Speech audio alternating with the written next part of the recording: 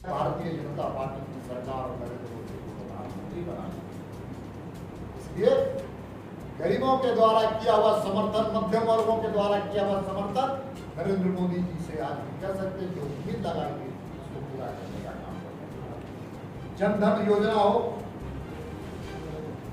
उसी प्रकार से जनजाति, खासकर ट्राइबल क्षेत्र के बारे में बात कर रहा हूं।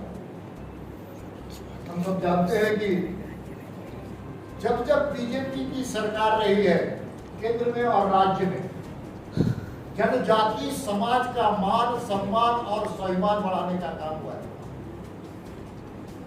जब अटल जी की सरकार थी तो अलग मंत्रालय बना, संथाली भाषा को 9वीं अनुसूची में शामिल करने का, 8वीं अनुसूची में शामिल करने का काम किया।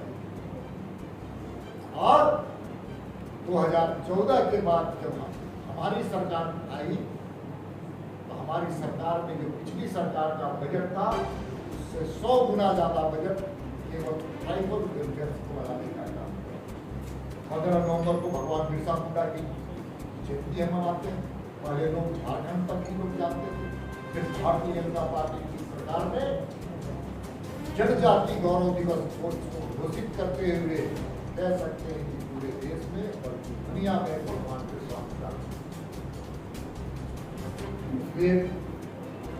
Corruption, zero tolerance corruption. प्रधानमंत्री जी का संकल्प है कि देश तब आगे बढ़ेगा, विकसित तब होगा जब भ्रष्टाचार पर नियंत्रण होगा। हम सबको ही जानते हैं कि राजीव गांधी क्या रोना रोते थे, क्या विधवा विलाप करते थे। विधवा विलाप करते थे कि हमारे सरकार, जब कांग्रेस की सरकार, कुछ बातें तो उन्होंने नहीं कहा कि 85 पैसे जो बिचौलिए खाते वो कांग्रेस ही नेता,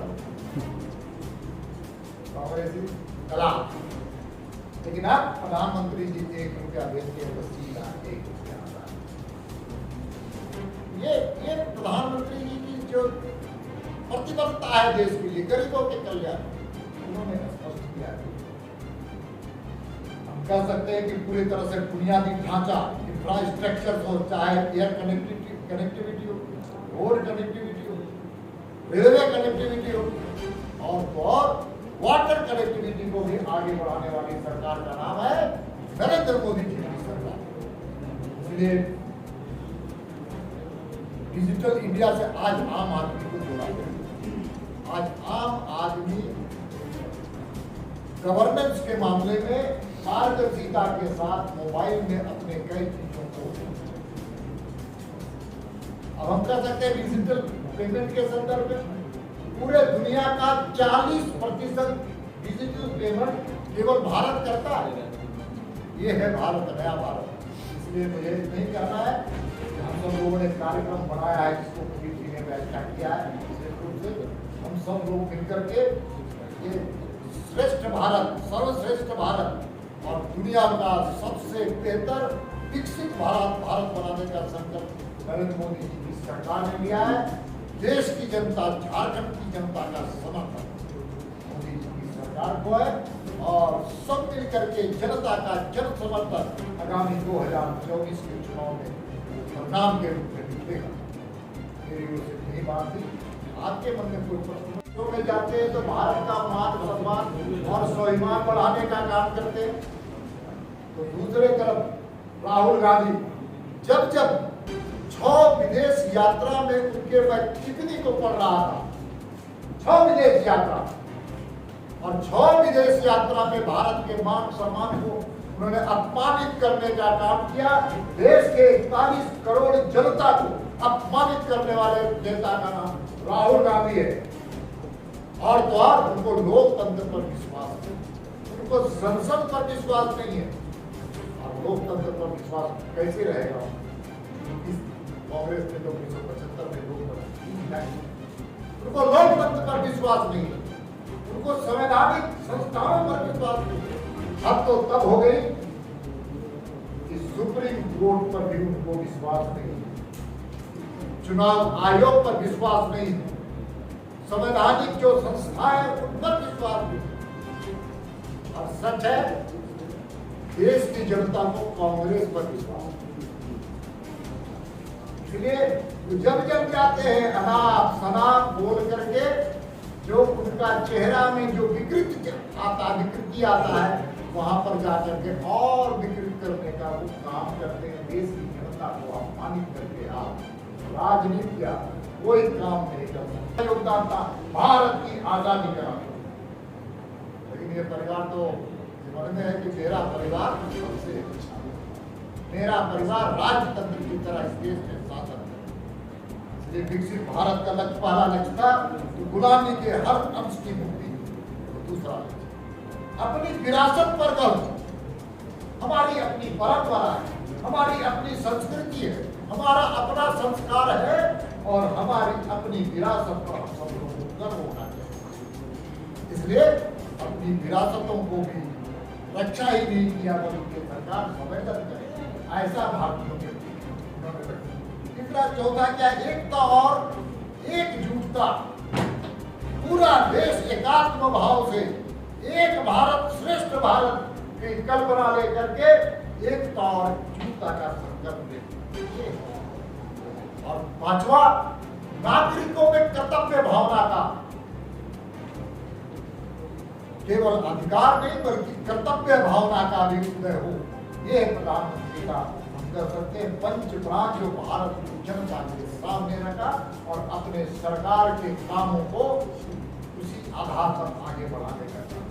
जानते हैं कि सेवा के क्षेत्र में हम सबको जानते हैं, कोविड का कालखंड जब वैक्सीन बना रही थी हमारी सरकार, अपने वैज्ञानिकों के सहयोग से, जनता के समर्थन से, किस प्रकार से कांग्रेसियों ने हमारे वैक्सीन पर प्रतिबंध लगाने का कहा था। ये गेरुआ वैक्सीन है, ये बीजेपी का वैक्सीन है, लेकिन देश की जनता ने पूरी तरह से वैक्सीन आम लोगों के लिए सुलभ, दुनिया का पहला तेजी से बड़ा आकार वाला और सबसे पहले और सबसे विस्तार से जमीन तक पहुंचाने वाला सरकार ने वैक्सीनेशन करने का काम। आज भी हम कर सकते हैं, दुनिया के अंदर आप सब लोग कोविड के वैक्सीन लिए, वैक्सीन लिए, और वैक्सीन जब लेते हैं तो तुरंत डिजिटल मोबाइल में सर्टिफिकेट आ गया। दुनिया का कोई ऐसा देश, कितना भी विकसित देश हो, लेकिन आज तक वैक्सीन शुल्क नहीं लगाया, और निःशुल्क लगाया, पैसे पर नहीं लगाया, और उसकी सर्टिफिकेशन के लिए तुरंत नहीं बढ़ती, हार्ड कॉपी पे लेकर ऐसा 80 करोड़ लोगों को भोजन दिया। तो सब कह सकते हैं कि कोविड का काल खत्म हो। यूक्रेन सहित अन्य देशों से हमारे जो भारत के फंसे थे, यूक्रेन और उसके उन्हें बुलाने का काम किया। ऐसे का ईमानदारी कहेंगे स्वच्छता मिशन और नमामि गंगे के माध्यम से सेवा के क्षेत्र में हमारी प्रतिबद्धता, और आप सबको जानते हैं जब कोरोना का कालखंड चल रहा था, सभी राजनीतिक दल के कार्यकर्ता कोरोना, लेकिन भारतीय जनता पार्टी का कार्यकर्ता अपने दल को, अपनी पार्टी को सेवा ही संगठन के माध्यम से समाज के बीच में सेवा का संकल्प लेने का काम।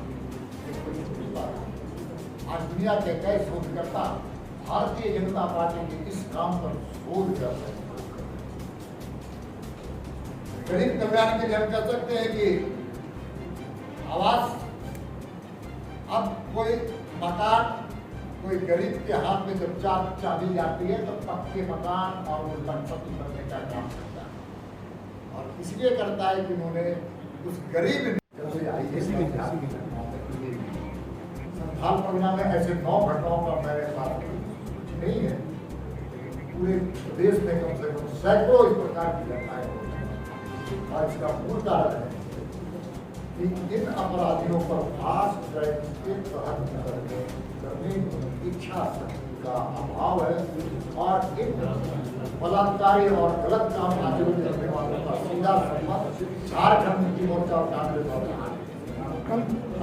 केजरीवाल आ रहे हैं, सागित नेता है, उनके 2 मंत्री जेल में है। अब वो नेता है क्या, भ्रष्टाचार के प्रतीक है।